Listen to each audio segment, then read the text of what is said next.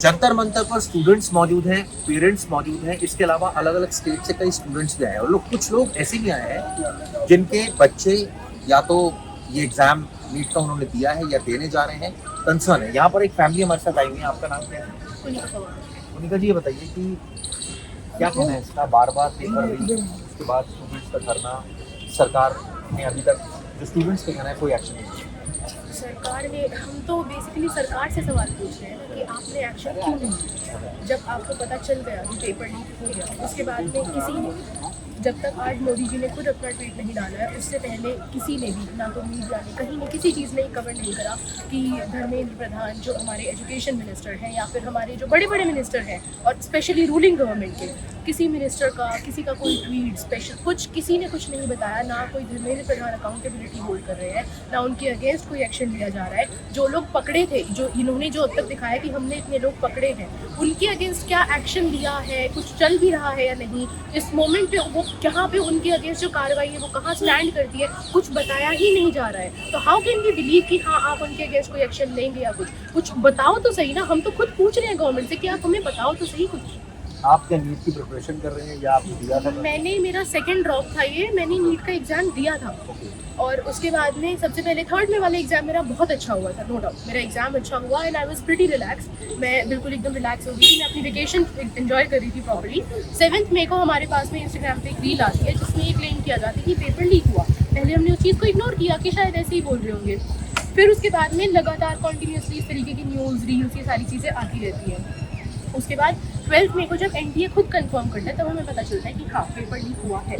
अब उसके बाद में एक तो सबसे पहले हम लोग ना पूरा टाइम कितनी प्रिपरेशन करते हैं, 11th स्टैंडर्ड में प्रिपरेशन करी, 12th में प्रिपरेशन करी, ठीक है 4 साल हो गए मेरे को प्रिपरेशन करते हुए क्योंकि मेरा सेकंड ड्रॉप था। हमने प्रिपरेशन करी, उसके बाद में अब जब वो एग्ज़ाम देते हैं, एग्ज़ाम देने के बाद हम बिल्कुल रिलैक्स हो जाते हैं क्योंकि एग्ज़ाम टाइम तक जो एक मेंटल प्रेशर होता है ना वो इतना ज़्यादा होता है कि आपको उस मोमेंट पे कुछ नहीं दिखा। मेरी मम्मा से पूछना, मैंने खाना पीना दिन रात मैंने सिर्फ पढ़ाई के ऊपर ध्यान दिया है। मैंने अपने सारे सोशल मीडिया सब कुछ ऑफ कर दिया था। मेरे कितने रिलेटिव्स ने जाने मेरे को कितना बोलते थे कि बात नहीं करती ये वो, and the only answer I have to give them was कि देखो मेरा एग्जाम है, मैं अभी बात नहीं कर सकती हूँ।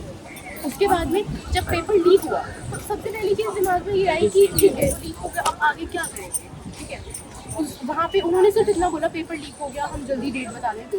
बट हमें दोबारा बुक्स उठाने में, पता है जब हम एक चीज़ की इतनी प्रिपरेशन करते हैं ना, सेम सिलेबस पढ़ने में ना, मैं लिटरली बता रही हूँ बहुत आ जाती है बच्चे को। हमने कितनी मुश्किल से वो बुक्स उठाई है, वो सिलेबस दोबारा पढ़ा है, पढ़ने का मन नहीं करता था।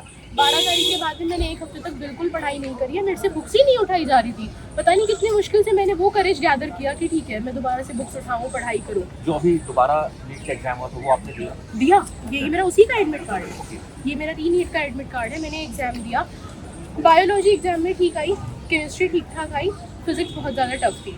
ठीक है हमने जैसे तैसे कि एटलीस्ट कुछ तो होगा, कहीं ना कहीं एडमिशन हम ले लेंगे क्योंकि दोबारा से बार बार सेम लूप में फंस के रहना नहीं चाहते हम लोग भी। रिजल्ट में क्या करा कि मुश्किल पेपर की कट ऑफ इतनी ज़्यादा हाई कर दी। इस टाइम पे क्वालिफाइंग कट ऑफ 213 है फॉर जनरल, 177 है for OBC and other categories. आप मुश्किल पेपर की कट ऑफ इतनी हाई कर लो, इतनी हाई तो आपने 2024 का पेपर सबका ईजीएस्ट पेपर माना जाता है आपको, तो उस पेपर की कट ऑफ भी इतनी हाई नहीं थी। मुश्किल पेपर में जब हम आपसे पूछ रहे हैं कि क्यों करी, इसका रीज़न दो, एनटीए कोई हमें जवाब नहीं दे रहा है। कॉन्स्टेंटली हम एनटीए के पेज पे कमेंट्स कर रहे हैं, उनके ग्रीवेंसेस फोल्डर पे फाइल कर रहे हैं कि प्लीज़ हमें कोई जवाब दो, इसको रिड्यूस करो, कुछ नहीं कर रहा है एनटीए। अब हमारे सामने सबसे बड़ी प्रॉब्लम कहाँ आती है, हर कॉलेज एंट्रेंस एग्जाम मांगता है, अगर क्वालिफाई नहीं होगा कोई कॉलेज हमें एडमिशन नहीं देगा। मेरे को 4 साल हो गए प्रेप करते हुए, मेरे को तो 4 हुए, मेरे साथ के और इतने फ्रेंड्स थे मेरे, कोई 5 साल हो गए, किसी को 6, कोई बच्चे फर्स्ट जिन्होंने पहली बार भी एग्जाम दिया है ना, वो बच्चे इतना फ्रस्ट्रेट हो गए कि हम ड्रॉप ही नहीं लेंगे। बहुत बच्चे गिव अप कर चुके हैं। मेरी एक फ्रेंड है, उसने अपना एग्जाम दिया, 12th कंप्लीट करके पेपर दिया था, उसने अपनी फील्ड चेंज कर ली, वो मास मीडिया में चली गई कि मेरे को करना ही नहीं है नीट, वो इतनी फ्रस्ट्रेट हो गई थी। तो आपके भी 2 अटेम्प्ट हो गए जिसमें क्वालिफाई नहीं हो पाए। हाँ, तो अब आपको, हालांकि इस वक्त पेपर लीक नहीं हुआ, जब दोबारा हुआ था काफ़ी बच्चे क्वालिफाई नहीं कर रहे, लेकिन आपने कहा कि कट ऑफ के हिसाब से आपका नंबर नहीं आया। अब आगे क्या प्लानिंग है, यहाँ आप क्यों आए?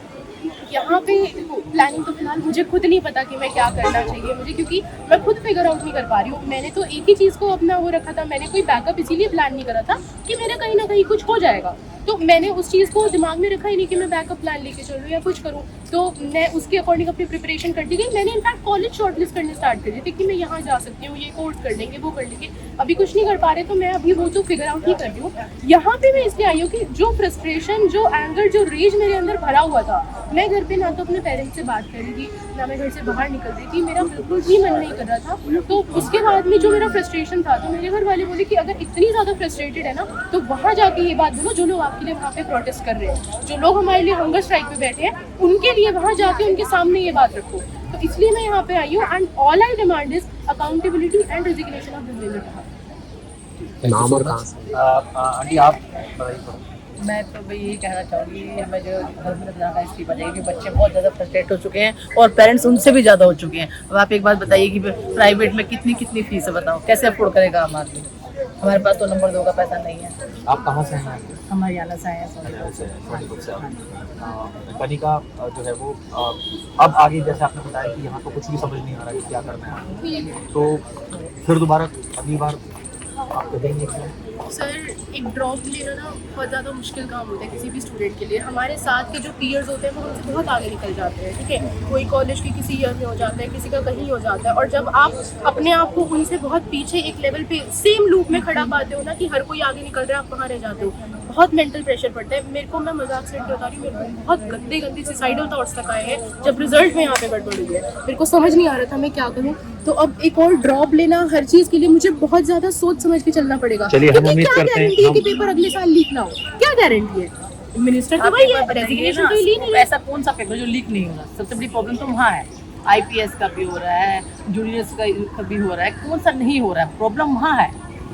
बच्चा इतनी मेहनत कर रहा है, रात रात दिन, पेरेंट्स उसके साथ में खड़े हैं, पैसा लगा रहे हैं, अपनी बहुत सी चीज़ें हम लोग कट करते हैं, तब अपने बच्चे को आगे पढ़ाते हैं। और ये चीज़ तो हम खुद धर्मेंद्र प्रधान जी को कहना चाहते हैं कि अगर उन तक ये वीडियो पहुंचता है तो 1997 में जब ओडिशा का मेडिकल पेपर लीक हुआ तो आप प्रोटेस्ट पे बैठे, आपने एजुकेशन मिनिस्टर का रेजिग्नेशन मांगा था। तो जिस टाइम पे आपके सामने पेपर लीक हुआ है, आप एजुकेशन मिनिस्टर हो, आपकी अकाउंटेबिलिटी और रेजिग्नेशन कहाँ है? जब आप उस समय इतनी बड़ी बड़ी बातें कर रहे थे, तो आज 1997 में हुआ, 2026 चल रहा है, 29 साल में ऐसा कौन सा आपका हृदय परिवर्तन हुआ, आपको कुर्सी से इतना प्यार हो गया कि आप अपना इस्तीफा नहीं दे सकते हो? आप बच्चों का फ्यूचर इतना बर्बाद करने पे तुले हुए हो कि आप बच्चों के सुसाइड के बारे में किसी ने कुछ नहीं बोला। सिचुएशन बदल जाएगी, सिचुएशन बदल नहीं जाएगी, लेकिन एटलीस्ट इनके अंदर एक ये फियर आ जाएगा कि अगर हम कुछ गलत करेंगे तो जनता हमारे खिलाफ बोलेगी। ये जो लाठी चार्ज करके बच्चों को डरा रहे हैं कि हम कुछ भी कर ले, बच्चे डरेंगे नहीं, बच्चे अपने हक के लिए जरूर बोलेंगे। चलिए, आपने देखा किस तरह से कनिका ने बताया, जो हरियाणा से आएंगे अपनी मदर के साथ, और बताया कि किस तरह से उनके 2 अटेम्प्ट वो क्लियर नहीं कर पाई। अभी भी हम भी उम्मीद करते हैं कि कनिका आगे फिर कोशिश करेगी नीट का एग्जाम देने की, और उम्मीद भी करते हैं कि पेपर लीक नहीं होगा और जो कनिका के सपने वो पूरे होंगे।